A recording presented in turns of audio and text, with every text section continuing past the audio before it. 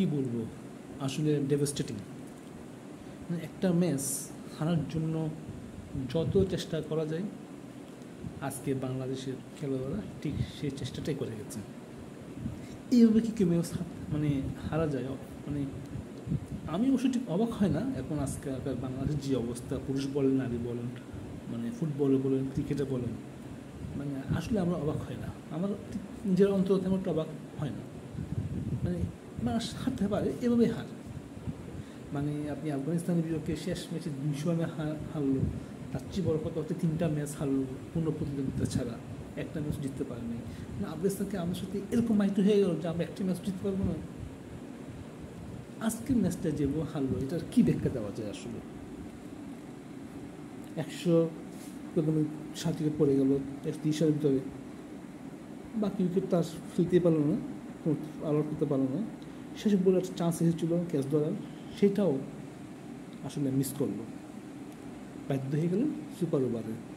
সেই super over কী করলো, মানে মনে হয় যে T20 খেলতে গেছে বাংলাদেশ। T20 ম্যাচ, মানে এটা বিশ্ববারের খেলা, ফ্রেশ স্টার্ট, সবাই নামবে নতুন করে। 6টা বল খেলবে, কোনো ধরনের প্ল্যানিং নাই। আমরা যে নাসিমুল আবেদিন ফাহিমকে এত জ্ঞানী মনে করতাম, যে সাউদ্দিন ভাইকে এত জ্ঞানী মনে করতাম, যে সাউদ্দিন ভাই থাকলে বাংলাদেশকে অনেক উন্নত হবে, এ হবে সে হবে, তারা তো আজকে ছিল। সাউদ্দিন ভাই তাহলে করলোটা কি, তার কী পরামর্শ দিল? মিরাজ কি বললো যে এটা আমাদের যে নতুন অভিজ্ঞতা, দারুণ হলো ব্যাপারটা, এগুলো কি কোনো কথা হলো? এটা কী ধরনের নতুন অভিজ্ঞতা? আপনি সুপার ওভার খেলবেন, 6টা বল, 6 বলে আপনাকে 11 রান করতে হবে, এর সাথে নতুন অভিজ্ঞতার কী সম্পর্ক হলো? মানে আসলে বাংলাদেশের খেলা দেখলে কথা শুনলে মনে হয় এরা আসলে আমি কিছু জানে না, একদম নতুন, একদম শিখে পড়ে নিজেকে সব কিছু দিতে হবে, কীভাবে কথা বলতে হবে সেটাও জানে না, কীভাবে নিজেকে ডিফেন্ড করতে হবে সেটাও তারা শিখে নেই। আপনি সৌম্যকে কোন আক্কেলে নামালেন আমাকে বলেন? সৌম্য আউট হলো, তাকে নামালেন কাকে? শান্তকে।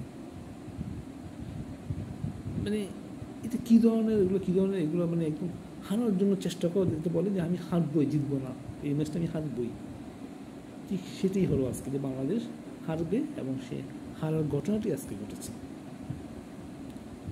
মানে এটা আসলে মানে এই খেলা দর্শকদের সাথে এরকম প্রতারণা, দর্শকদের সাথে এরকম ধোঁকাবাজি, এগুলো তো মেনে নেওয়া যাচ্ছে না। তারা বিশাল অঙ্কের এমন স্যালারি পাচ্ছে, তারা বিশাল সুবিধা পাচ্ছে, তাদের তো একটা দায়িত্ব রয়েছে দেশের প্রতি, যে না বাংলাদেশে যে খেটে খাওয়া মানুষের এত কষ্ট, এত দুঃখ, এত গালি দেয়, এত বকা দেয়, এত পোর্টিভ স্ক্রিনের সামনে বসে থাকে এদের খেলা দেখার জন্য, আর তারা কী করে? আমাদেরকে হতাশ করে। হারতেই পারে, খেলা হার জিততে ম্যাচেরই অংশ, মানে হারলে একদম চক্ষু শুট করবো, জিতলে একদম মাথা নাচবো, এরকম না। কিন্তু হারার তো একটা ধরন আছে, আজকে যেভাবে হারলো, এটা তো হারা বলে না, এটা তো ক্রাইম। 9টা বল আপনি শুধু 9টা বল আপনি খেললেন, আপনাকে ওয়াইড দেওয়া হলো, রুল দেওয়া হলো, ফ্রি হিট দেওয়া হলো, সবই দেওয়া হলো, এরপর ম্যাচটা আপনি জিততে পারলেন না। দুঃখজনক আসলে বাংলাদেশের ক্রিকেটে, আসলে বিশেষ করে ওয়ানডে ক্রিকেটে খারাপ দিন আসছে। আমি ঠিক যাই না, বুলবুল ভাই এখন প্রেসিডেন্ট নির্বাচিত হয়েছেন, আসলে তিনি কী করবেন, তার কী পরিকল্পনা, কিন্তু আসলে খুবই দরকার বাংলাদেশের ক্রিকেট নিয়ে নতুন করে ভাবার। এইভাবে আসলে চলতে পারে না। এত বছর ক্রিকেট খেলার পরও আমরা একটা আইসিসি বা এসিসি টুর্নামেন্ট জিততে পারিনি 99 সালে বিশ্বকাপে অর্জনের পর, কয়েকটা দ্বিপাক্ষিক সিরিজ ছাড়া আমরা আসলে তেমন কিছু অর্জন নেই আমাদের।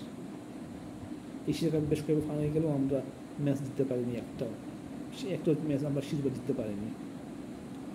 আমার মনে হয় যে আসলে আমাদের ফ্যানদের আরও দুঃখ অনেক দিন বইতে হবে। তো ভিউয়ার্স, ধন্যবাদ সবাইকে এই ভিডিও দেখার জন্য। অবশ্যই আপনারা আপনাদের মতামত জানাতে ভুল করবেন না। আশা করছি আপনাদের মধ্যেই আমি সিম্প্যাথি, আসলে কিছু করার নেই।